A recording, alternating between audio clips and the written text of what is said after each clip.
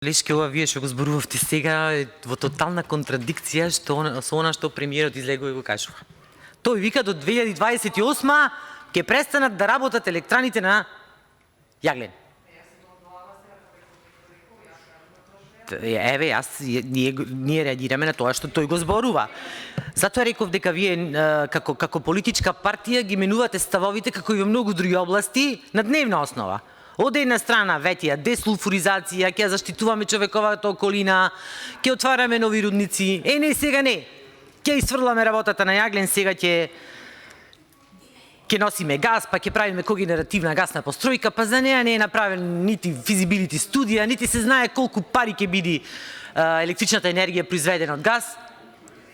Сигурно е над 60 евра по мегават час.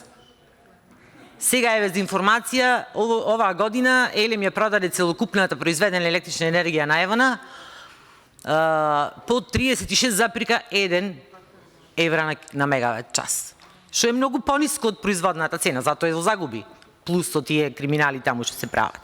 Иначе еве бидејќи допревте и конкретно за амандманот, испитувањата покажуваат дека со површинска експлоатација, значи таму има можност за рудникот Живојно и со површинска и со подземна експлоатација.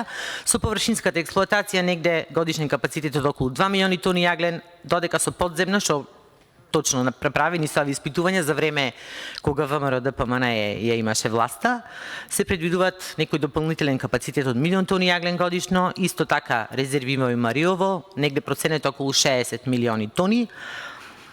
Точно тие испитувања се правени за време на ВМРО ДПМН, но вие не ги продолживте. И се ирелевантно е дали 1,5 милион евра овде предложени се доволни, ако смета дека не се доволни, одма комисиски еве да ги зголемиме на 5 милиони евра. Јас се сложувам, нема никаков проблем.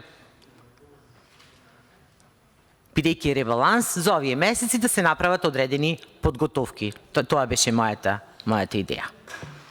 Ви благодарам.